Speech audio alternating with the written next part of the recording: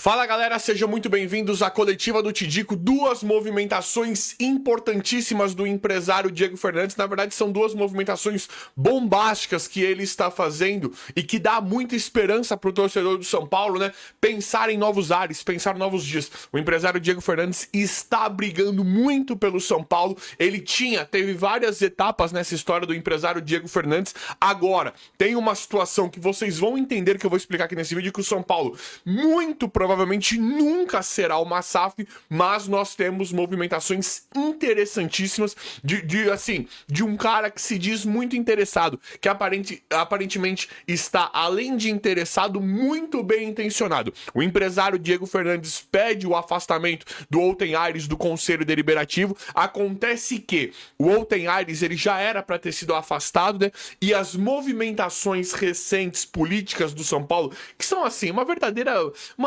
escrotidão aqui, né? Uma coisa assim completamente horrorosa e nociva para o clube. As movimentações políticas recentes teriam afastado o Diego Fernandes. O Diego Fernandes chegou e falou: esqueçam tudo que eu falei sobre SAF, sobre investimento e tal, porque o São Paulo ele não é um clube sério. Isso teria acontecido há algumas semanas, esse posicionamento do Diego Fernandes. Mas agora ele não quer largar o osso, ele está querendo brigar pelo São Paulo. Isso é uma coisa muito bacana e, de novo, pede o afastamento do Outen Aires, do presidente Outen Aires, do Conselho Deliberativo, algo que nos dá muita esperança. Nós sabemos, né, o quão incompetente é a gestão do Outen Aires e se estende ali. A gente vê que eles são o mesmo corpo, digamos assim, o mesmo formato de administração, desde lá de Leco para Casares. Dá para perceber que eles são a mesma coisa, é o mesmo nível horroroso de gestão, né? E o Diego Fernandes está batendo de frente com esses caras, pedindo, né, a saída, dando esperança pro torcedor. E aí vem uma outra conversa: te digo, mas esse Diego Fernandes, ele é bem intencionado mesmo? Ele vai mudar alguma coisa? Galera, particularmente eu não sei, não dá pra saber. O cara nunca conseguiu fazer nada, nunca conseguiu chegar no São Paulo. Só que, o que pode ser tão ruim? O que pode piorar? Se tem um cara fazendo isso, vamos dar o voto de confiança. Eu gosto sim da ideia do Diego Fernandes, por quê? Ele pode ser o pior gestor, pode dar tudo errado, eu não sei, eu tô com uma boa impressão dele, mas ele pode ser tudo de ruim, só que isso não importa mais, isso não pode, não é que não importa, mas não pode ser pior do que Aidar, Leco, Casares, Outen Aires, Belmonte, não tem como ser pior que isso aí. Então não tem essa de, mas eu não sei. Acho que não tem essa conversa de, mas eu não sei. Será que ele vai chegar? Será que ele vai fazer bem e tal? Acho que qualquer coisa é melhor do que nós temos aí. Qualquer coisa. Agora esse Harry Macis com o Rafinha, assim, por mais predisposição que eu tenha com o Rafinha, boa disposição que eu tenha com o Rafinha, eu não acredito. Até, sabe, eu preciso ver um trabalho muito legal do Rafinha para poder acreditar.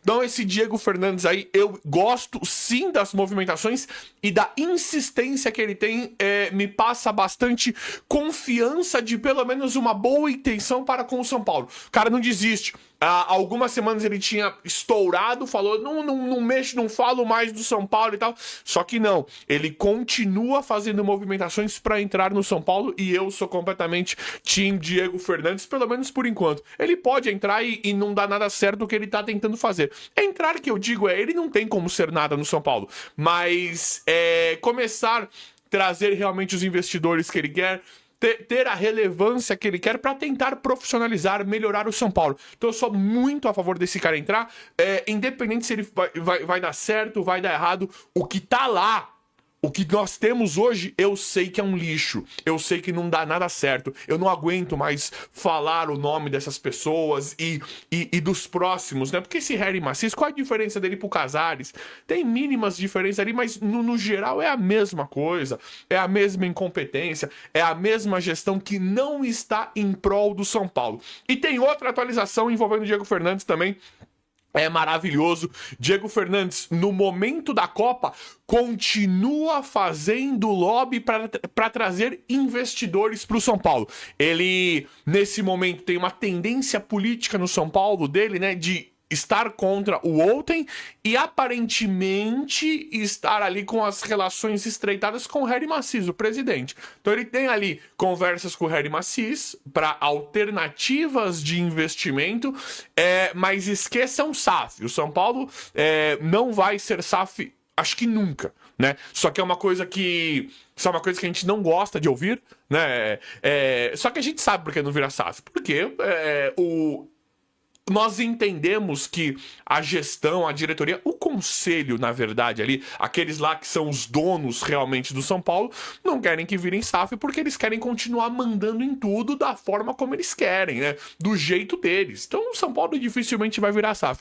Mas o Diego Fernandes, ele é um cara pra frente. Ele é um cara que, tá bom, ele está esbarrando em toda a política podre, escrota, horrorosa do São Paulo e mesmo assim tentando ajudar. Então assim, não vai ter separação do clube, do social, né? O social do clube, não vai ter essa separação nunca, acho que nunca, e não vai virar SAF nunca. Porque assim, Tico, mas a SAF não deu certo e tal. É aquilo que eu falei. Também, se eu pudesse escolher, eu preferiria escolher um formato do Palmeiras, do Flamengo, é óbvio. É óbvio que eu preferiria um cara chegando lá e investindo dinheiro, né? Sem ser formato de SAF. Eu também preferiria isso. Só que eu já falei aqui também. Se for ser SAF e for mudar alguma coisa no São Paulo, eu prefiro qualquer outra coisa. SAF não é ideal. Pode até não ser o ideal. Mas eu prefiro qualquer coisa, qualquer modelo, qualquer formato de gestão diferente do que nós temos hoje. Dessa gentalha que tá lá.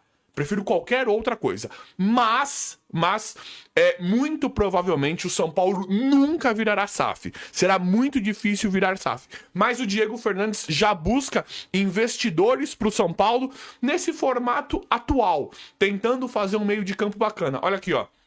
O empresário Diego Fernandes se reuniu, né, com Abdurrahman Tibakir, representante do Ministério de Investimentos da Arábia Saudita, durante a partida entre Brasil e Escócia. O Diego Fernandes continua fazendo um lobby interessante para investimento no São Paulo. É um trabalho, assim, muito bacana no meu modo de ver, porque ele sabe toda a podridão que é o São Paulo e mesmo assim ele tenta viabilizar algo para poder salvar o São Paulo, para poder ajudar o São Paulo. Porque trabalhar com esses caras não é brincadeira, não. Você tá ali, né, quando você tá negociando com alguém, você tá querendo, porque ele tá tentando vender o São Paulo, de uma certa, vender que eu digo é tentar fazer uma venda, investe o dinheiro aqui, vai, tá, porque o investidor ele não liga se é clube, se é empresa de carro, o investidor não tá nem aí, o investidor quer retorno financeiro.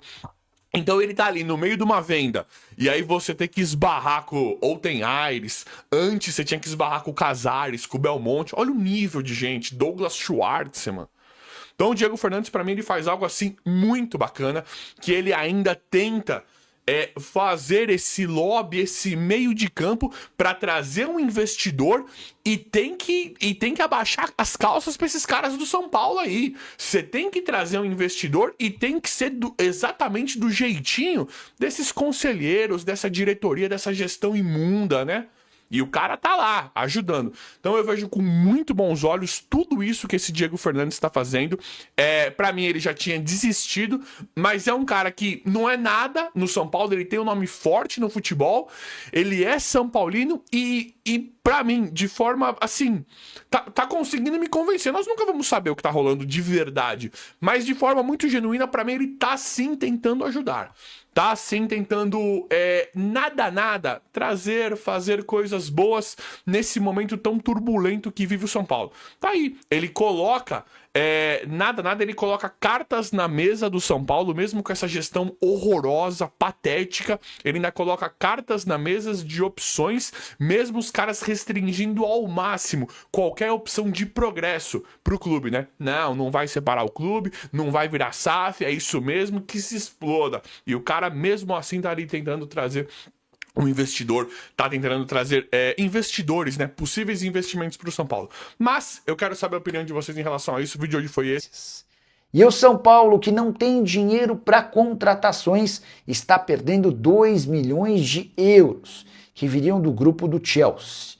Você vai lembrar que algum tempo atrás o São Paulo vendeu o lateral Ângelo para o Strasbourg, jogador da base, só 16 anos de idade na oportunidade, hoje com 17. A operação foi fechada em 5 milhões de euros fixos ou 32 milhões de reais. São Paulo também teria direito a mais 2 milhões de euros de bônus caso o Ângelo fosse utilizado no time principal em pelo menos 2 minutos. Só que o Ângelo nem sequer treinou no time de cima, apesar de toda a dificuldade com a lateral direita do São Paulo. Nem Cédric Soares, nem Mike conseguiram dar conta do recado. É bem verdade que nessa temporada, a partir de um reforço do Mirassol, a coisa deu uma bela melhorada. O Ângelo, que hoje tem 17 anos de idade, vai fazer a pré-temporada com o Strasbourg.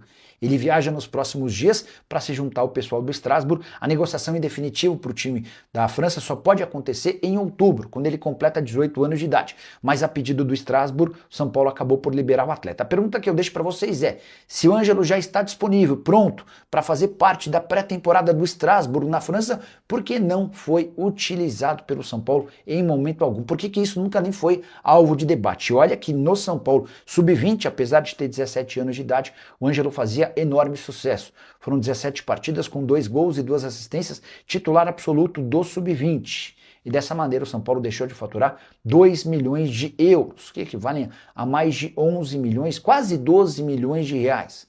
Para um clube com enormes dificuldades financeiras, talvez tenha sido um enorme equívoco. Só para completar sobre o tricolor, São Paulo fez jogo-treino nesse sábado contra o Juventus, time recém-promovido da segunda para a primeira divisão do futebol paulista, e acabou no empate em 2-2. André Silva e Gonzalo Tapia marcaram os gols do São Paulo. Tricolor que ainda faz mais um amistoso no próximo sábado contra o Red Bull Bragantino. A última sobre o São Paulo. Dória, que havia deixado o tricolor após ameaças contra ele e sua família, é novo reforço de um time da segunda divisão na Turquia, a equipe Batman Petrospor. O que você pensa sobre tudo que eu contei? Pausa de 5 segundos para pedir a sua ajuda ao nosso canal com o seu like e se inscrever se ainda não for um inscrito. Para vocês votarem sobre o jogo treino. 2-2 São Paulo e Juventus ontem. Antes que o pessoal fale, Juventus é da quarta divisão, que o nosso amigo falou errado. A Juventus, ela passou para A1, ou seja, para a mesma divisão do São Paulo. No ano que vem podemos enfrentar a Juventus oficialmente no Campeonato Paulista de 2027. A Juventus que está se reestruturando, parece que virou SAF e está voltando a ter um projeto lá normal. O São Paulo fez o primeiro jogo treino ontem, estava totalmente em sigilo. E eu, pelo menos, digo para vocês, e não tenho nenhuma vergonha de falar, não sabia. E, pelo visto, ninguém sabia, porque você não viu ninguém falando sobre isso. Nem veículo grande, nem pequeno, nem nada. Então, assim, só soube ali meio que no corre ali durante o dia.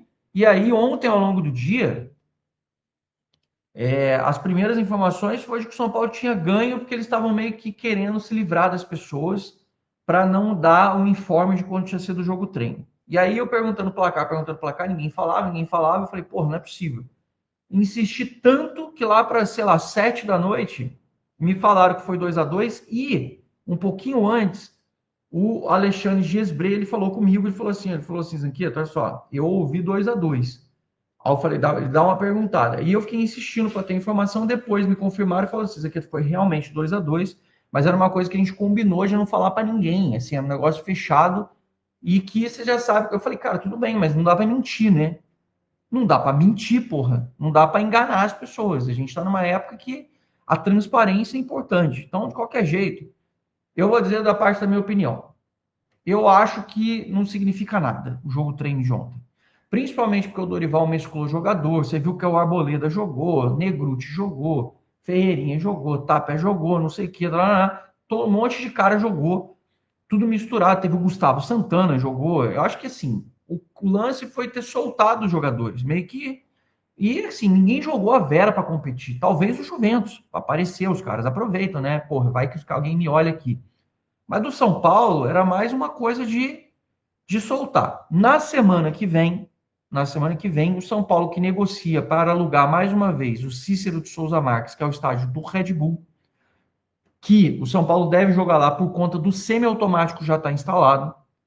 E aí deve pegar o Atlético Paranaense, quando no dia 22, na volta do Brasileiro, lá no Cícero de Souza Marques, o São Paulo está negociando com o Red Bull esse jogo treino. A priori, tá tudo certo, vai jogar lá no sábado que vem, e no dia 11 faz o último jogo treino, provavelmente, isso ainda está a ser resolvido, no dia 11 contra o Inter de Porto Alegre.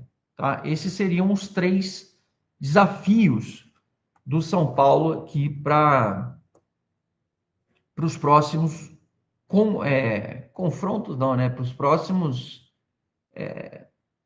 como é que eu posso dizer? Jogos preparativos, né? Para as próximas preparações. Deixa eu ler aqui mais um pouquinho. Bom dia, Zanca. Mais de um bi de dívida foda. Estávamos com 858 milhões no final de 2025. Luiz.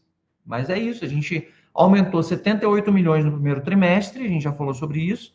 A gente tinha 858, aumentou 78, foi para 936,2.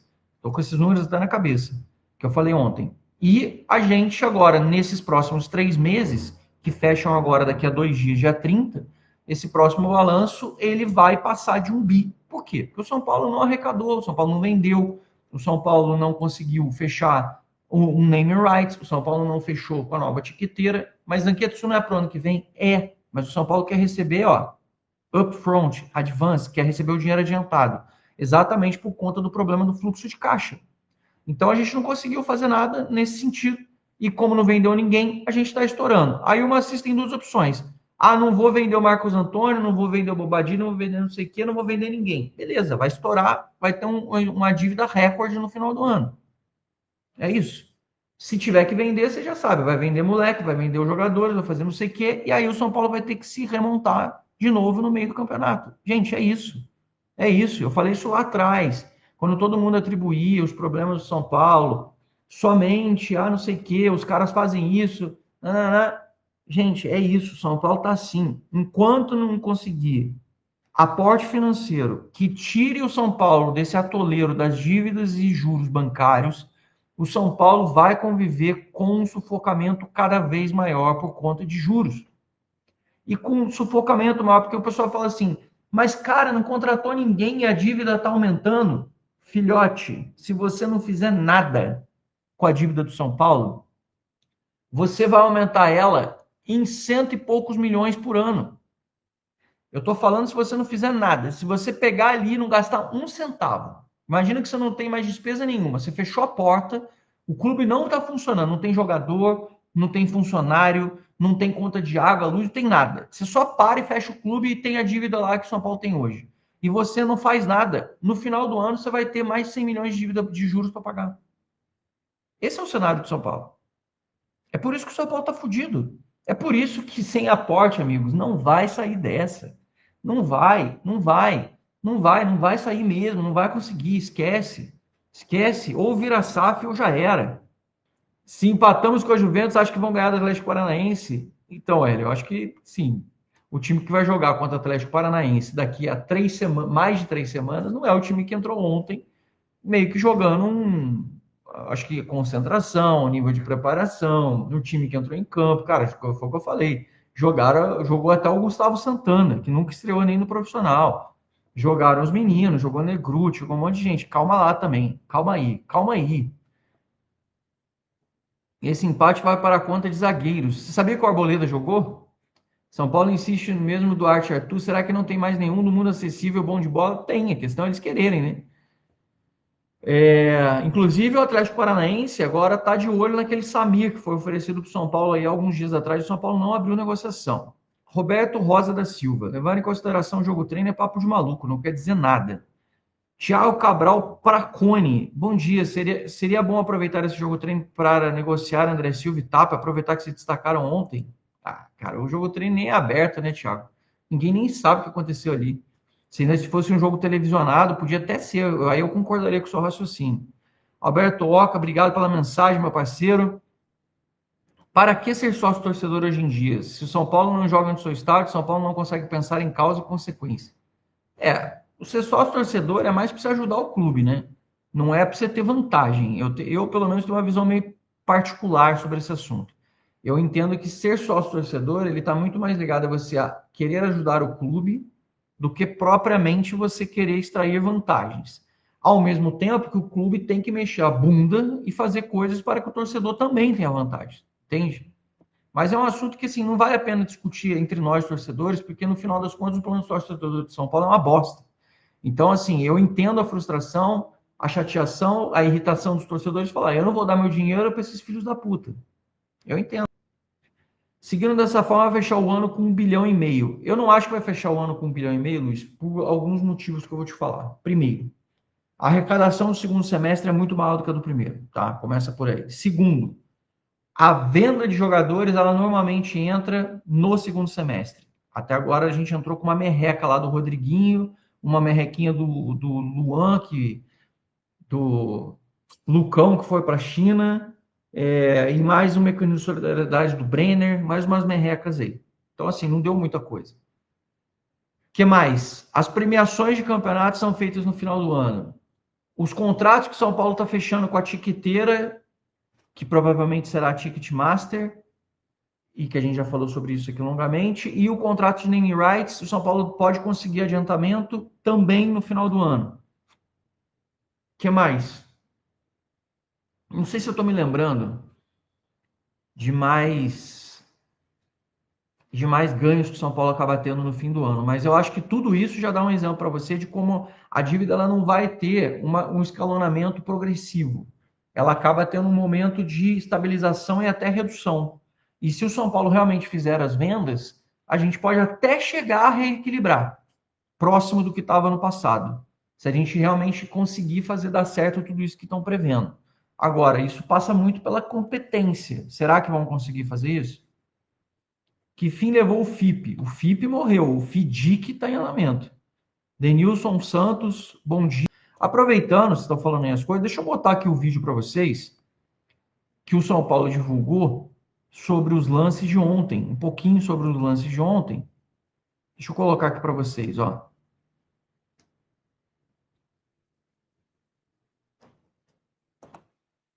Vamos lá, vamos assistir junto.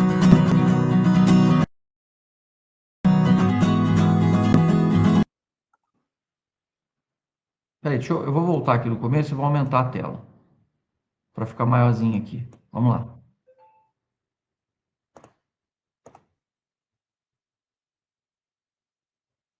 Aqui foi o gol do Tapia, de cabeça. Cruzamento, se eu não me engano, do Marcos Antônio. Aqui outros lances, você vê a galera corria enquanto o pessoal jogava, se aquecendo, né? Aí outros lances, ó, cruzamento, gol do Tapia, de cabeça. Tem o gol do André Silva, que vocês vão ver já já também, que é um chute que ele dá, não sei se de fora da área ou da beira da entrada da área. Ó, o chute do André Silva. Ó, Marcos Antônio cruzou e o gol do Tapia. Eles não mostraram muita coisa também, né? Foi bem limitado aqui de lance. Aqui um chute do Arthur que passou perto. É isso. Isso aqui foi o que o São Paulo compartilhou do jogo treino de ontem, mostrando alguns lances. Pelo menos deu para ver aqui os gols que o São Paulo marcou. E para a gente ter um gostinho, né, mínimo de como foram as coisas aqui, não mostraram muita coisa, né? Não teve muita coisa. Então é isso, São Paulo fez esse jogo treino com a Juventus. Na semana que vem, Red Bull, no dia 4 do sábado. E é bom que o São Paulo até se acostuma mais com o estádio. No dia 11, o São Paulo tem provavelmente o Internacional. Isso não está batido o martelo, não está confirmado ainda. Esses são os jogos treino. Queria falar também sobre o Ângelo, que ontem o setorista Felipe Silva, que é da ESPN, ele disse que o Ângelo viaja na semana que vem já para iniciar a pré-temporada com o Strasbourg, que é o clube que o São Paulo vendeu no ano passado, que é do grupo do Chelsea, e que o menino Ângelo foi vendido na época com 16 para 17 anos. Ele ainda não foi porque ele ainda não fez 18, ele só faz em outubro. Mas o clube francês pediu para ele fazer pré-temporada com eles. Ele foi liberado pelo São Paulo, vai fazer pré-temporada na França, junto com o restante do grupo, e pode ser que nem volte. Então, assim, não temos nem informação. Ele até informou isso com relação a isso. Então, é mais um que já se vai. O Ângelo que fez o gol da vitória do São Paulo contra o Fortaleza no Sub-20, aí, nessa semana, dando um alívio aí para o Júlio Batista, que vinha só de resultados ruins, negativos, e não conseguia vencer fazia bastante tempo. Ele está aí na imagem, foi até o gol, a comemoração do gol que ele fez contra o Fortaleza no Sub-20, mais uma baixa lá para o Júlio Batista, que além de perder os jogadores da base que subiram para o profissional, agora ele tem a baixa do Ângelo, que também estava fazendo diferença também. Kaique Santos, bom dia para nós. Zanco, Vitória contratou o meio-campista, melhor do que o Newton, que o São Paulo não consegue trazer nem aquele pé de rato do Botafogo. Então, o Pochettino, eu até botei no blog ontem, o Pochettino, ele foi contratado. Quem queria o Pochettino era o Crespo. E no começo do ano, o São Paulo não conseguiu contratar porque o Fortaleza achou que fosse conseguir vender. Dessa vez, o Vitória foi lá e pagou pelo empréstimo dele, e o Fortaleza, o Carpini não gosta tanto do cara, liberou. Mas o Dorival, ele nunca esboçou nenhum pedido pelo Pochettino, tá? Então, assim, o São Paulo não perdeu o Pochettino pro Vitória agora no meio do ano. O São Paulo queria ele em janeiro, quando o Crespo estava. E ali, naquele momento, o Fortaleza não quis negociar. Então, o Dorival, ele quer um primeiro volante. O Pochettino não é um primeiro volante. O Pochettino é um jogador que tem um perfil mais do Bobadilha.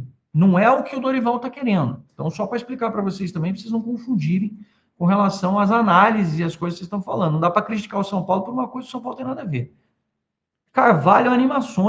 São Paulo Futebol Clube tem uma das categorias de base mais respeitadas do futebol brasileiro. E um dos jovens que começou a chamar atenção recentemente é Pietro Zampieri Veiga Santos, volante da equipe Sub-15. Pietro atua como volante, posição que exige inteligência tática, capacidade de marcação e boa saída de bola. Nas partidas do Sub-15 ele costuma desempenhar funções como proteção da defesa, recuperação de bolas, organização da saída de jogo, distribuição de passes e equilíbrio do meio-campo. Um indicativo importante do seu desenvolvimento é que Pietro vem sendo utilizado como titular pelo técnico do Sub-15 em diversas partidas oficiais do Campeonato Paulista. Neste sábado, o Sub-15 do São Paulo fechou o primeiro turno com 100% de aproveitamento, melhor ataque e defesa menos vazada do grupo. Estamos fazendo um ótimo campeonato. Nossa equipe está muito equilibrada, e isso é resultado do nosso trabalho no dia a dia. Sabemos que não tem nada ganho ainda, então aproveitamos essas 2 semanas cheias para aperfeiçoar a nossa preparação para seguirmos em busca do nosso primeiro objetivo, que é garantir a classificação, destacou Pietro Zampieri, um dos pilares do meio-campo tricolor.